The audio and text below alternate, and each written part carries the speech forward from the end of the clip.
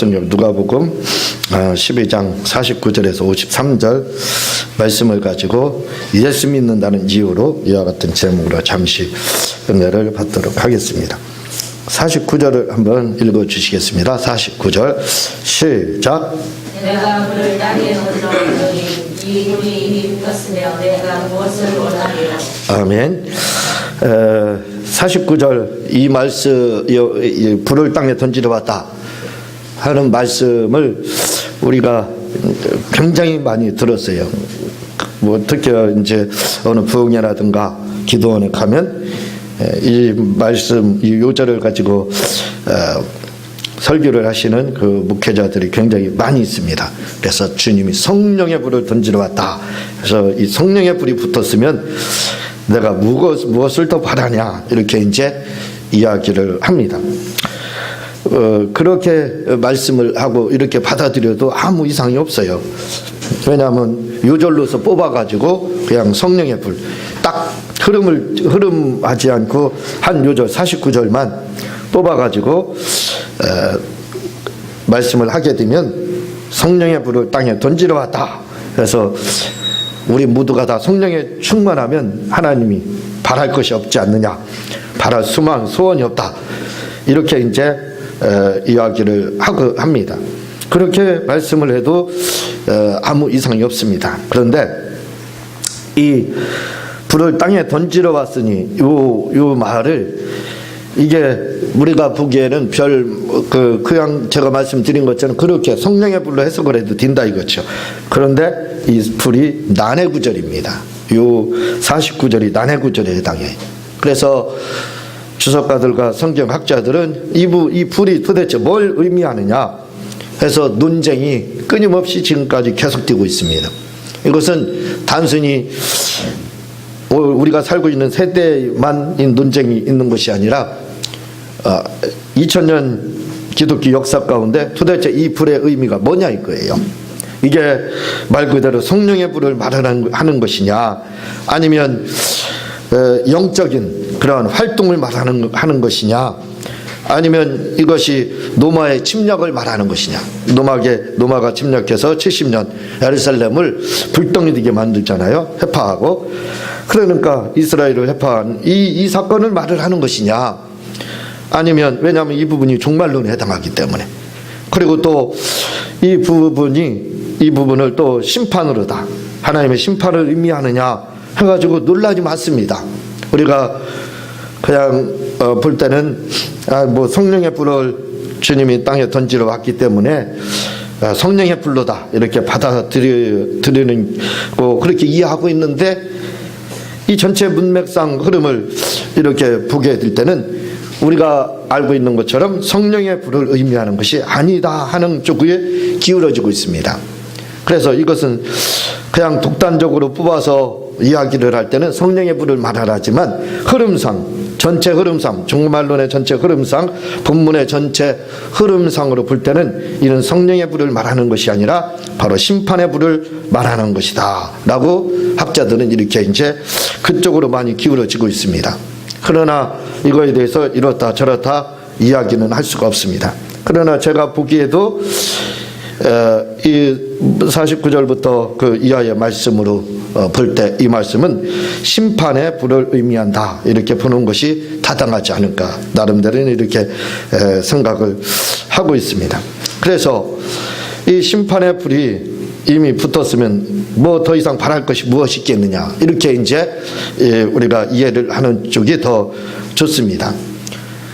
이런 말씀들이 우리가 그냥 볼 때는 성령의 불로 이해할 수 있겠지만, 그러나 이런 말씀들이 주님이 이 심판의 불이 붙기를, 왜 심판의 불이 도래하야 그래야 주님의 그 영원한 나라가 이루어지기 때문에 그렇습니다. 천년왕국도 그렇고 뿐만 아니라 우리가 아버지의 집에 가는 그런 일들도 이 심판의 불이 있으니 이루어지거든요. 그러니까 그것이 이루어지기를 바란다 이거죠. 이것이 이루어졌으면 더 이상 주님이 십자가 질 일도 없고, 그리고 또 모두 다 아버지의 집에 천국에 영원히 갈 수 있게 되기 때문에, 그러면 더 바랄 것이 없다 이거예요. 심판의 불이 있게 되면 더 이상 바랄 것이 없다라고 이야기를 이렇게 하게 됩니다. 이 계시록의 4장을 보게 되면 7년 환란이 이루어지기 전에 천국에서 잔치가 이루어집니다. 굉장한 잔치가 이루어지거든요. 그래서 대축제 예배, 경배가 이루어지게 되는 것이 4장이 되고 5장으로 가서는 뭐가 이루어지냐면 인자, 예수님이 7인을 가지고 계십니다. 하나님이 그 인을 가지고 있는데 그 인을 뛸 사람이 없어요. 아무도. 누구도 뛸 사람이 없어가지고 요한 사도가 그것을 보고 막 통곡을 합니다. 왜 이 인 뗄 사람이 하나도 없습니까? 도대체 어떻게 해야 됩니까? 하고 막 통곡을 하면서 울게 돼요. 왜 통곡을 하면서 울게 되냐면 이 인을 떼야만이 그래야 7년 환란이 시작되고 곧바로 천년왕국이 이루어지고 주님의 지상재림이 이루어지고 뿐만 아니라 공중재림과 지상재림과 천년왕국이 이루어지고 그 예수님의 주님 하나님의 그 마지막 때가 도래하기 때문에 그러니까 이 인이 떼어지지 않으면 인을 떼지 않으면 언제까지 고난이 계속될지를 모릅니다. 사람들이 언제까지 이 환란 가운데 계속해서 우리가 이 땅에 사는 것이 사실은 믿는 자들에게는 환란이죠. 그 환란, 순교자도 나타나고 예수 믿는다는 이유로 그런 일들이 얼마나 오래 지속될지 모릅니다. 그러니까 거기에 대해서 지금까지도 요한인 사도가 살 때 반모섬에 유배를 가게 되는데 그 폭정에 의해서 결국은 유배를 가잖아요. 이러한 고난이 계속해서 따를 것을 생각하니까 고통스럽다 이거죠. 오히려 살아있는 것이 고통스럽다 이거죠. 빨리 주님의 뜻이 주님의 나라가 이루어지기를 바라는데 그 인뛸 사람이 없는 거예요. 아무도 인뛸 만한 사람이 없는 겁니다. 그러니까 뛸 수 있는 사람이 없으니까 요한이 통곡을 하게 됩니다. 그래서 그때 천사가 말을 하기를 걱정하지 말아라, 울지 말아라, 인뗄 분이 계시다. 그분이 바로 예수님이시다 하고 해서 예수님이 인을 떼서 그 인을 떼기 시작이 됩니다. 그래서 이제 7년 환란이 도래하기 시작해요. 마찬가지로 요한 사도가 이 마지막에 심판이 이루어져야 하나님의 온전한 뜻이 다 이루어지는 거예요. 그래야 천년왕국도 이루어지고 아버지의 집에도 가기 때문에 그래서 그것 때문에 통곡을 했던 것처럼 주님이 지금 오늘 49절의 바람이 바로 그런 바람이 아닐까 저는 그렇게 생각을 하는 겁니다. 그러니까 우리가 보기에는 심판이 빨리 오면 안 되는데 왜 이렇게 심판을 종용하듯이 이렇게 서두르느냐 라는 생각을 가질 수 있지만 그러나 이것은 심판을 종용하는 것이 아니라 그래야 하나님의 온전한 뜻이 이루어지는 겁니다. 우리도 주님이 공중재림을 하셔서 우리가 거기에 동참을 하게 되면 물론 이 어거스틴의 말에 의하면 모든 사람들은 부활을 참여해야 되기 때문에 일출에도 죽어야 된다. 그러니까 한숨 쉴 동안에 숨 한 번 내쉬는 동안에 죽음을 체험한 다음에 부활의 참석을 우리가 하게 된다는 거예요. 그러니까 결국은 그것은 살아서 부활에 참여하는 거랑 똑같은 겁니다. 그런 일들이 도래를 해야 되는데 그것이 이루어지지 않을 수가 있다 이거죠. 그것이 늦춰질 수가 있다 이거죠. 그래서 주님이 이렇게 이런 부분에 대해서 바로 붙었으면 이미 이런 일들이 도래했으면 얼마나 좋겠느냐 하고 이야기를 주님이 이렇게 지금 하고 있는 겁니다. 50절에 보면은 나는 받을 세례가 있으니 그것이 이루어지기까지 나의 답답함이 어떠하겠느냐. 이런 심판의 불이 다시 말하면 이 최후의 심판 이게 있어야 된다고 그랬죠. 그래야 아버지의 집에 우리가 갈 수 있고 또 이 모든 것들이 과정이 거쳐야 공중재림에 우리가 참여할 수 있고 아버지의 집에 또 이제 그 이후에 천년왕국에 가게 된다 이거죠. 그런 이런 심판의 불 이런 것이 있어야 된다 이거죠. 그러나 그것은 차후의 일이라 이겁니다. 언제 이후에 있어야 될 일이냐? 그것은 50절을 거쳐야 된다는 거예요. 그래서 예수님께서 나의 받을 세례가 있다 이거죠. 침례를 받아야 된다 이거예요. 그것이 뭐냐면 여기서 침례는 십자가의 죽음을 의미하잖아요. 주님의 고난이 있어야 된다 이거죠. 그러니까 아무리 이 땅에 불의 심판이 있기를 바라도 그것은 순서상 아직 멀었다 이거예요. 아직 그 때가 되지 못했다는 겁니다. 왜? 바로 보혈을 지나서 아버지의 집에 그러니까 보혈을 거쳐야만, 주님의 보혈에, 우리가 주님의 보혈을 거쳐야만 아버지의 집에 갈 수 있는 것. 다시 말해 예수를 믿어야 간다는 거죠. 마찬가지로 예수님의 이 받을 십자가, 이 세례를 받아야 되는 겁니다. 주님이 이걸 받아야 돼요. 그래야 이러한 심판의 불도, 공중재림, 지상재림, 심판 뭐 이런 것이 그 순서로 오게 되는 거예요. 그래서 이것은 크로노스의 시간을 말하는 것이 아니라 카이로스의 시간, 즉 하나님의 때, 하나님의 시간이 되면 그걸 이야기를 지금 하고 있는 겁니다. 그러니까 주님이 이런 소망을 가지고 있습니다. 빨리 이 심판이 있었으면 좋겠지만, 그러나 그에 앞서서 거쳐야 될 것이 있다. 그건 뭐냐면 주님이 십자가에 죽으셔야 된다는 거예요. 그 고난, 피 흘린 주님의 그 피 흘림의 그 고난이, 그게 없으면 이게 이루어지지 않는다는 거예요. 그렇죠. 주님의 이 고난이 없으면 그 다음에 이 심판이 있을 수가 없는 겁니다. 주님이 만약에 오시지 않았더라면 이 심판, 49절의 심판은 계속 연기해요. 주님이 먼저 오셔야 됩니다. 그러니까 지금 그 먼저 거쳐야 될 것이 있는데, 바로 나의 받을 세례를 받아야 된다. 내가 세례를 받아야 된다 이거예요. 그래서 예수님이 세례 받았는데 무슨 세례 받느냐? 그 침례, 그걸 말하는 게, 밥티즈 그걸 말하는 게 아닙니다. 바로 십자가의 죽음을 말하는 거예요. 그런데 여러분, 이 주님의 표현이 내가 받을 침례, 세례가 있다, 이걸 우리가 십자가라고 말씀을 드렸습니다. 십자가였구나. 그런데 이 표현이 얼마나 주님이 적절하게 지금 표현하는지 몰라요. 나의 받을 침례가 있다, 세례가 있다, 이 말씀이 가장 적절한 표현입니다. 십자가에 대한 표현을 이보다 더 주님이 정확하게 할 수가 없어요. 왜 그런지 아세요? 왜냐면요, 밥티즈 침례라는 것은, 제가 침례식을 거행하기 전에 항상 말씀을 드리지만, 침례라는 것은 그냥 물속에 들어갔다 나오는 게 아니에요. 그것은 십자가에서의 죽음을 체험하는 겁니다. 그래서 성경도 그렇게 말하죠. 주님과 함께 죽는 거예요. 물이라는 것이 뭐예요? 물속에 들어가는 이 물이 바로 땅이 되는 거예요. 물속에 들어가는 땅 속에 가서 물이 잠기잖아요. 그건 무덤 속에 흙이 덮이는 거랑 똑같은 겁니다. 그러니까 그리고 나서 나오는 것이 바로 침례예요. 그러면 부활을 체험하는 거예요. 그러니까 침례라는 것은 뭘 체험하는 거라고요? 주님의 십자가를 완전히 그대로 체험하는 겁니다. 주님이 십자가에 죽어서 땅속에 들어갔다가 3일 후에 부활하신, 그걸 체험하는 게 바로 침례라 이거죠. 바로 그러니까 주님이 표현이 얼마나 이게 타당합니까? 그렇죠. 놀랍죠. 나의 받을 침례가 있다, 이렇게 말을 하고 있잖아요.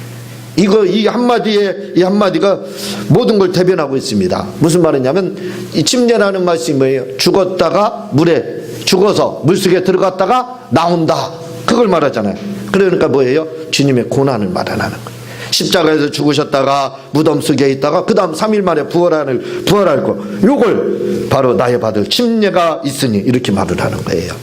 무슨 말씀인가 잘 이해가 되죠? 그러니까 주님이 그의 고난에 대해서 한마디로, 그가 십자가에 죽으시고 또 무덤 속에 있다가 또 부활하실 걸, 이렇게 복잡하게 우리가 설명하잖아요. 십자가 지고 그 다음 무덤 속에 들어갔다, 내가 사흘 후에 내가 부활해.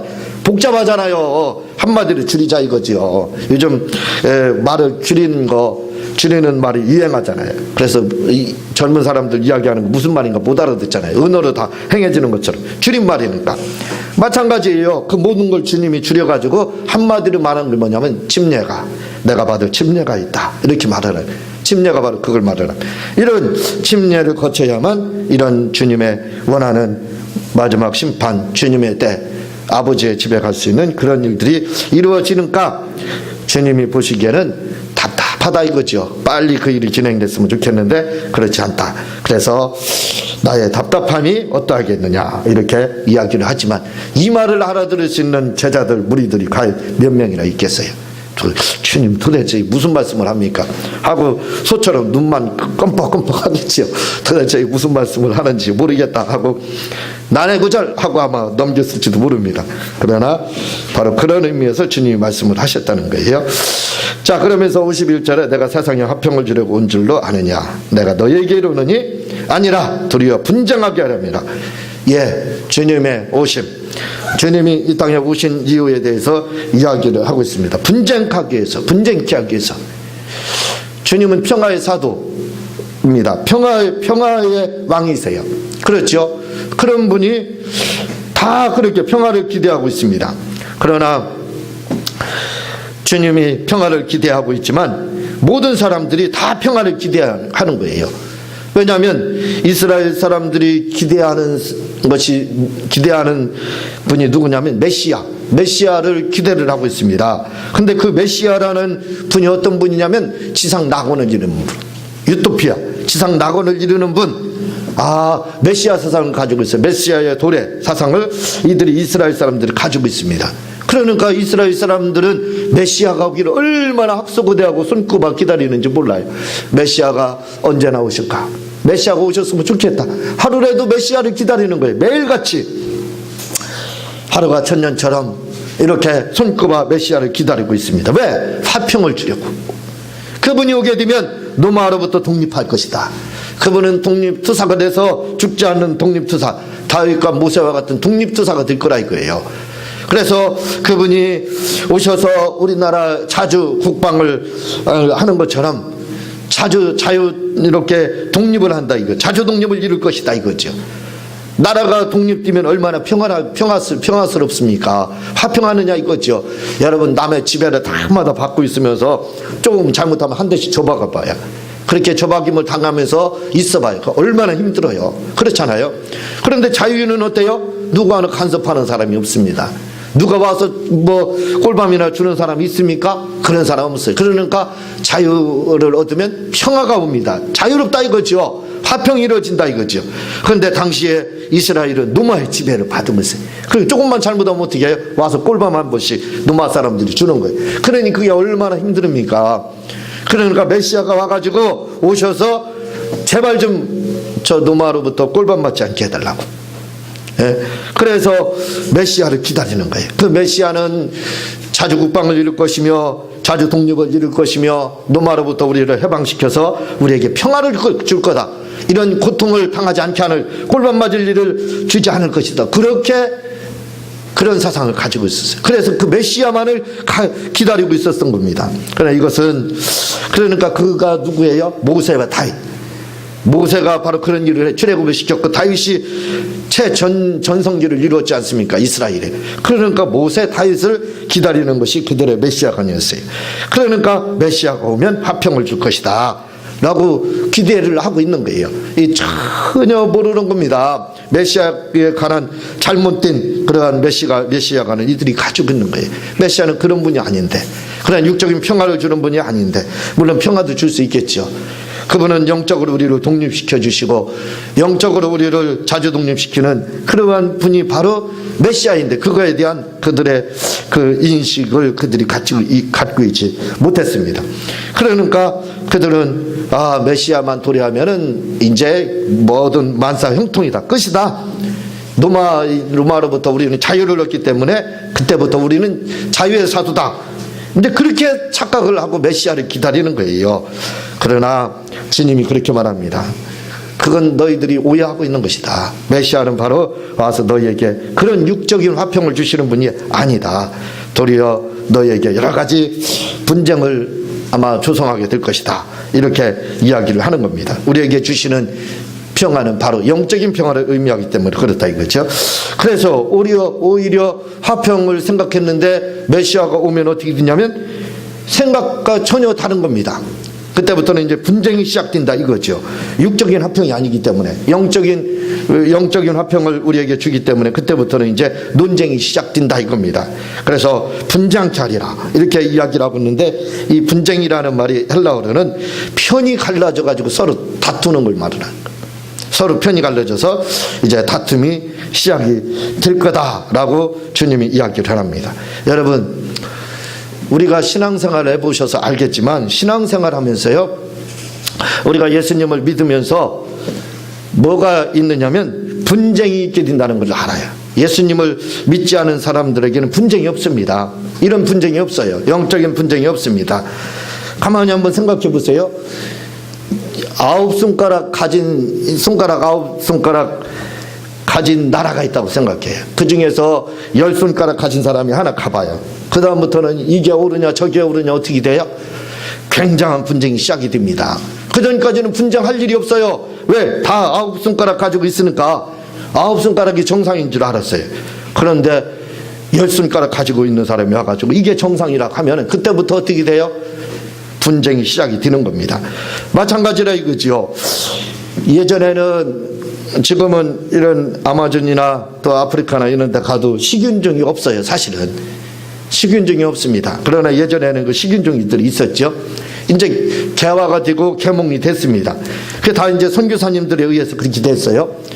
처음에는 그분들이, 그 식인종들이 사람에 대해서 살해하고 이방인들 사람들을 살해하고 그들을 먹고 하는 그런 의식들이 하나의 장래의식으로 생각했어요. 지극히 당연한 거다. 조상을 내 속에다 넣는 거다. 뭐 이런 식으로요. 그런데 그게 죄다. 그것은 잘못된 것이다. 이렇게 가르쳐 주는 거 어떻게 돼요? 그 다음부터 그게 논쟁거리가 되는 겁니다. 그 전까지는 그게 잘못인지 몰랐어요. 당연한 줄로 알고 있습니다. 그러나 그 이후에 그것이 논쟁거리가 돼요. 그러다가 이제 그게 잘못됨을 알고 지금은 이제 그런 습관들을 버려버렸죠. 마찬가지입니다. 예수님이 오시기 전에는 참과 거짓, 진리와 거짓, 선과 악에 대한 구분이 없었어요. 왜? 너도 나쁜 놈, 나도 나쁜 놈이었어요. 다 같이 나쁜 놈입니다. 50부 100부예요. 너도 죄인, 나도 죄인. 너 의롭다고 바리새인들? 너 그래봤자 50부 의로운 거다. 내가 죄 많다고? 나 너보다 100부 죄 많은 거에 지나지 않는다. 그겁니다. 그러니까 다 어떻게 돼요? 다 사기꾼, 다 도둑놈, 다 나쁜 놈이었어요. 다 거기에 누구 하나 뭐 의로운 사람이 없으니까, 선한 사람이 누구 하나 없습니다. 그러니까 예수님 오시기 전에는 영적으로 다 문맹들입니다. 그러니까 진리와 거짓이 구별이 없었어요. 조금 거기서 요만큼 좋은 거예요. 의롭다 하면 요만큼, 거기서 거기다 이겁니다. 도찐 개찐 이렇게 보면 되는 거예요. 그런데 예수님이 오시고 나서는 그게 달라진 거예요. 확연히 구분이 되는 겁니다. 참과 진리가 구별이 되는 거예요. 성도와 성도가 아닌 사람이 구별이 되는 겁니다. 누가 거짓말장이고 누가 진실자인지가 그것이 구별이 되는 거예요. 완전히 구분이 되는 겁니다. 그러니까 어떻게 돼요? 이제는 나쁜 놈, 좋은 놈이 나눠지는 거예요. 그러니까 어떻게 해요? 다툼이 생기고 분쟁이 생기게 되는 겁니다. 예수님이 오시고 나서 그게 이루어지는 거예요. 진리를 알게 되고 진리를 모르는 사람하고 이제 다툼이 되는 거예요. 분쟁이 올 수밖에 없는 겁니다. 그래서 예수님의 말씀이 이루어지는 거예요. 분쟁 좌우로 자동적으로 그렇게 되게 돼 있습니다. 우리가 믿지 않는 사람들에 대해서 이렇게 이야기를 하고, 믿는 사람들에 대해서 믿지 않는 사람들은 이렇게 이야기하고, 자동적으로 이렇게 나눠지잖아요. 분쟁이 되게 되는 거예요. 왜? 의로운 사람하고 죄인은 같이 이렇게 섞일 수가 없기 때문에 그렇습니다. 그래서 이 분쟁이 시작된다 이거죠. 중요한 것이 있습니다. 그것은 뭐냐면, 물과 기름은 절대로 섞일 수가 없어요. 물과 기름은 여러분들 알겠지만 물하고 기름하고 섞으면 기름이 위에 떠버려요. 절대로 아무리 저어봐요. 저어놔도 다시 뜨게 됩니다. 마찬가지라 이거지요. 저 세상 사람들은 물이라 이거죠. 우리는 성령 받은, 우리는 기름이라 이거죠.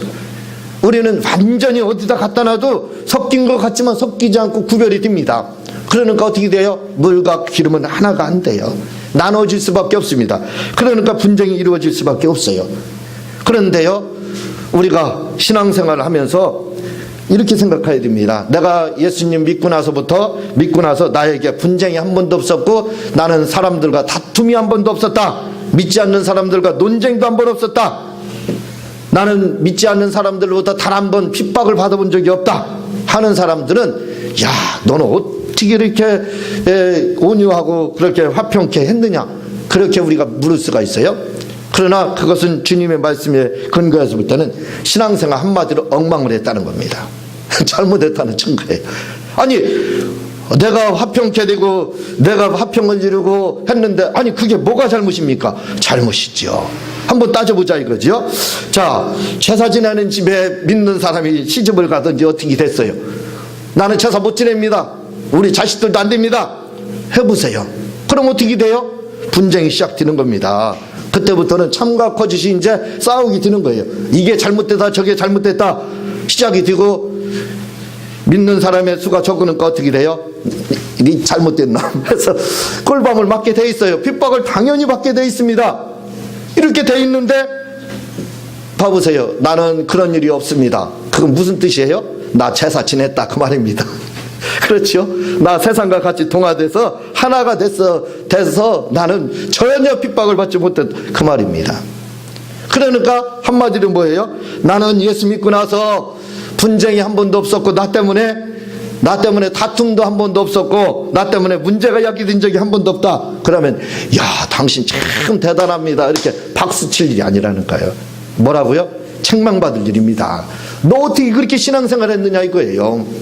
한번 여러분들 생각해 보세요. 예수님을 바로 믿으면 곧바로 분쟁이 옵니다. 가정에서 종교전쟁이 오게 돼 있어요. 친구에게서도 종교전쟁이 오게 돼. 왜요? 나 술 안 먹어. 나 담배 안 해. 그렇게 되는 거예요. 야, 너 왜 담배 안 피고 술 안 먹느냐? 나 예수 믿어서 안 돼. 벌써 거기서 종교 분쟁이 오는 겁니다. 그렇잖아요. 근데 그런 예수 믿는 나쁜 놈 이렇게 이제 되는 거예요. 그런데 그런 소리를 한 번도 안 들어봐요. 뭐였다는 거예요? 아, 나는 그 자리에서 술 담배를 잘했다. 그런 뜻입니다. 나는 제사를 열심히 드렸다. 그런 뜻이 되는 거예요. 그러니까 뭐예요? 나는 신앙생활을 엉망으로 물과 기름으로 한 것이 아니라 완전히 섞여서 그렇게 했기 때문에 나는 신앙의 중간지대로 했습니다. 그렇게 되는 거예요. 그러니까 내가 신앙생활하면서 여러분 우리가 예수님을 믿으면요 반드시 핍박 분쟁이 오게 돼 있습니다. 주님이 그렇게 말씀을 하고 있어요. 마태복음 5장 11절 12절에 보면요 나를 인하여 너희를 욕하고 핍박하고 거짓으로 너희를 거스려 모든 악한 말을 할 때에 너희에게 복이 있나니 출구하라. 분명히 말씀을 하고 있습니다. 우리 선지자들도 그랬다. 이렇게. 그러니까 예수 믿고 나서 내가 신앙생활하고 나서 나 때문에 문제가 생기고 분쟁이 생기고 그리고 화평이 깨어지고 또 나 때문에 종기전쟁이 일어나고 나 때문에 어려움이 이런 일들이 왔다. 그러면 하늘나라에서 주님은 너 참 잘했다 이겁니다. 아이고 착한 거 열심히 신앙생활했구나 이렇게 되는 거예요. 근데 내가 예수 믿고 나서 누구 하나에게 핍박받은 적이 없다. 나 때문에 종교 분쟁이 가정에서 사이에서 친구에게서 이웃에게서 한 번도 일어난 적이 없다. 종교 때문에 예수 믿는 것 때문에 한 번도 문제가 야기된 적이 없다. 그러면요 말씀을 드렸지만 이것은 신앙생활 극히 잘못한 겁니다. 아주 잘못한 거예요. 그걸 바로 썬데이 크리스천 이렇게 이야기하는 거예요. 주일 인생입니다. 주일날만 와서 예배드렸지 평일날은 전혀 예수를 믿지 않았다는 거예요. 말씀을 지키지 않았다는 겁니다. 그래서 여러분 예수를 믿으면 당연히 분쟁이 생겨요. 그건 우리가 잘 알잖아요. 해봐서 알잖아요. 그래서 예수를 내가 잘 믿었는지 잘 못 믿었는지 여러분들은 스스로 알 수 있습니다. 내가 예수 믿는 것 때문에 핍박을 받았느냐 이겁니다. 나 때문에 종교 분쟁이 한번 왔느냐 이거예요. 그걸 한번 가늠해 보면 되는 겁니다. 그래서 나 때문에 이런 문제가 있었다. 그러면 합격입니다. 잘한 거예요 신앙생활. 근데 나 때문에 단 한 번도 이런 일이 없었다.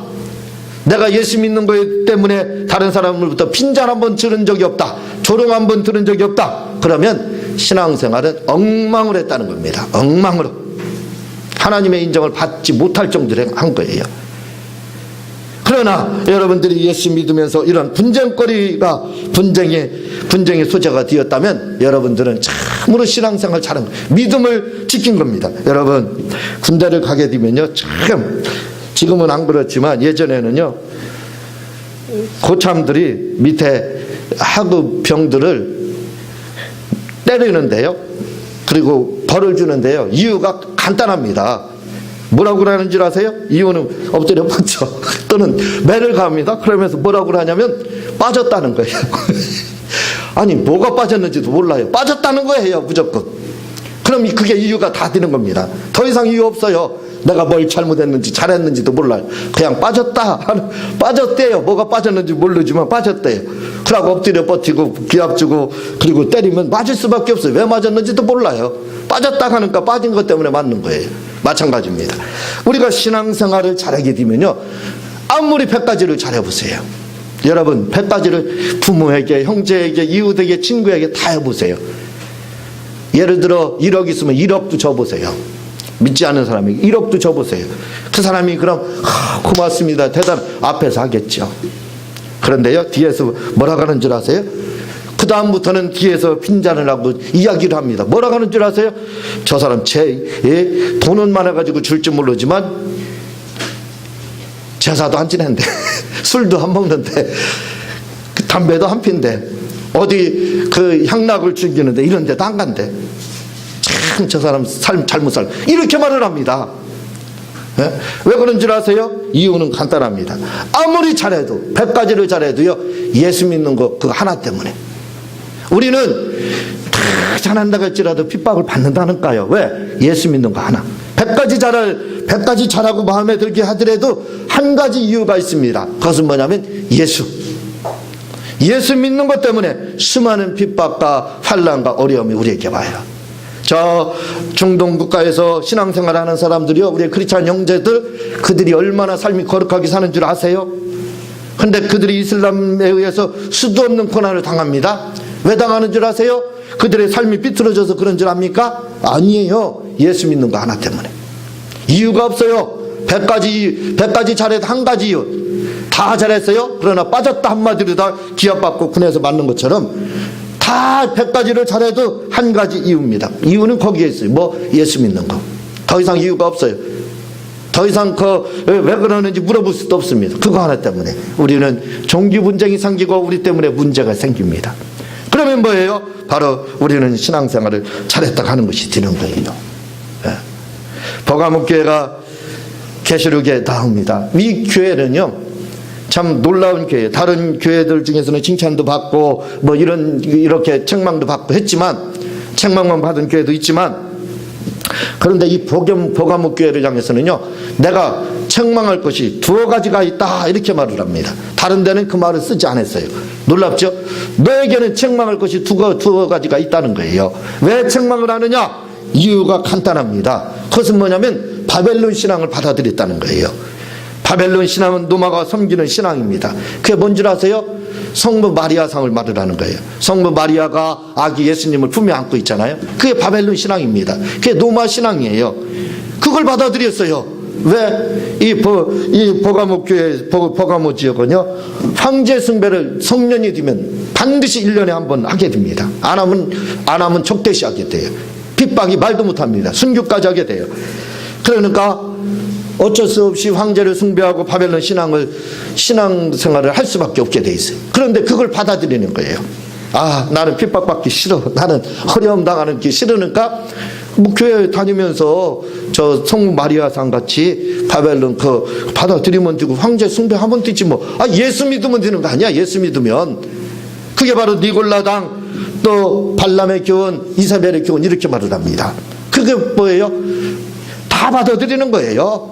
이세벨도 받아들이고 발람도 받아들이고 바벨론도 받아들이고 성모 마리아도 그래요? 그러면 그거 안 한다고 우리를 핍박해? 알겠습니다. 그러면 우리가 교회에서 성모 마리아를 섬기면 그렇게 예수님 안고 있는 성모 마리아 섬기면 되는 거예요. 그렇게 할게요.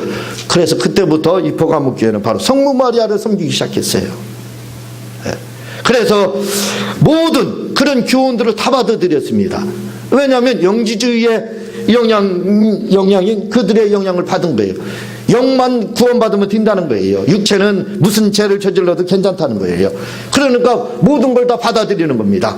그래서 모든 이방신앙을 다 받아들여요. 천주교가 그렇잖아요. 다 받아들이지 않습니까? 천주교 스스로 모습을 가지고 있어요. 왜냐하면 제사와 술 때문에 초기에 수많은 핍박자가 나왔어요. 죽음도 나왔어요. 천주교 박해. 근데 지금은 어떻게 돼요? 제사 지내라, 술 먹어라 이렇게 하고 있지 않습니까? 그 뭐예요? 벌써 거짓이라는 것이 거기서 증명이 되는 것처럼 바로 그렇습니다. 다 받아들이는 거예요. 천주교는 각 나라마다 그 형식이 다 달라요. 그 예배드리는 형식, 이런 모든 부분들이 다 달라요. 왜? 토독신앙을 다 받아들여요. 거기다 다 짬뽕을 시킵니다. 혼합주의. 그런 것처럼 버가목 교회가 그랬어요. 이 교회를 향해서 주님이 뭐라고 말씀하냐면 입술에 거무르다 내가 싸우리라 이렇게 말합니다. 성도하고 주님이 싸운다는 거예요. 이게 말이나 되는 말입니까? 네. 그 정도로 어떻게 됐어요? 신앙생활 잘못했고 한 번도 물론 거기서 그 올바른 신앙생활하는 사람 몇 명은 순교도 당했지만 그 외의 사람들은 핍박을 하는 게 없어요. 화평한 겁니다. 문제될 게 없어요. 분쟁이 일어날 게 없습니다. 너도 좋고 누님도 좋고 매부도 좋고 다 좋은 거예요. 그러니까 뭐든지 다 받아들이니까 어떻게 돼요? 예수 믿는 것 때문에 핍박받는 경우가 일체 없는 겁니다. 여러분 한번 신앙생활 그렇게 해보세요. 예? 가서 담배도 피고 술도 먹고 제사도 지내고 다른 사람 못된 짓 하는 거 가서 똑같이 해보세요. 그러면요, 예수 믿는 사람인지 안 믿는 사람인지 그렇게 한번 해보세요. 그러면 전혀 예수 믿는 것처럼 보이지 않습니다. 그리고 누구 하나 우리를 핍박하는 사람이 없어요. 너 왜 그러느냐 하는 사람이 없어요. 너도 나쁜 놈 나도 나쁜 놈이니까 그런 거예요. 그러나 의로운 사람이 있게 되면 그때부터는 분쟁이 시작되는 거예요. 그러나 여러분들이 어디에 세상에 나가서도 중간진대를 인정하지 않고 거룩하게 하나님의 말씀대로 주님 사랑하고 그 말씀대로 살려고 한번 해보세요. 술, 담배, 제사 어디 가서 오락을 즐기고 하는 것들 안 해봐요. 그런 거 나는 그거 못합니다. 예수님 때문에. 나 예수님 때문에 그거 못해. 그때부터는 어떻게 돼요? 이 못한 놈하고 핍박이 와서 숨겨도 올 수 있는 겁니다. 그렇게 되는 거예요. 여러분, 그래서 우리가 신앙생활을 할 때 나 때문에 분쟁이 없다면, 신앙 문제 때문에, 예수 믿는 것 때문에 분쟁이 없다면, 나는 이미 하나님 주님이 버가목교회를 향해서 뭐라고 했다고요? 입술의 검으로 너와 싸우리라. 심각한 겁니다. 그렇게 되면 주님이 그렇게 말을 하는 거예요. 역시 그런 사람한테는 내가 입술의 검으로 너와 싸우리. 아니 예수 믿으면서 주님과 원수 되면 어떻게 돼요? 주님이 나의 적이 돼서 싸운다고 하면 어떻게 되는 겁니까? 그렇게 되면 이것은 사람에게는 만족을 줄 수 있을지 모르지만 신앙생활은 마이너스입니다. 0점입니다. 잘못됐다 이거예요. 오히려 빌라델비아 교회처럼 너희가 잘했다, 내가 시험의 때를 면해주리라, 이런 이야기를 들어야 되지 않을까요? 이 땅에서 저 고난이 있다 할지라도, 나 때문에 종교분쟁, 예수 믿는 것 때문에 종교분쟁이 있다 할지라도 그 믿음을 지킴으로 주님으로부터 빌라델비아 교회처럼 칭찬을 듣는다면 그게 성공한 신앙생활 아닐까요? 오늘 주님은 분명히 말씀을 하고 있습니다. 예수를 믿게 되면, 우리가 예수님을 영접을 하게 되면 이제 참과 거짓이 구분이 뛴다 이거예요. 구분이 뛴다 이거예요. 그래서 뭐가 온다고요? 환란이 오게 돼 있습니다. 핍박이 오게 돼 있어요. 그런 것이 있어야 바로 바른 신앙생활이라는 거예요. 오늘 우리가 이 시간 주여 삼창하고 통성으로 기도할 때 나는 진짜 주님 앞에 이런 바른 신앙생활을 했는지, 주님께 인정받은 신앙생활을 했는지를 한번 생각하면서 우리 주여 삼창하며 통성으로 기도하는 시간 갖도록 하겠습니다.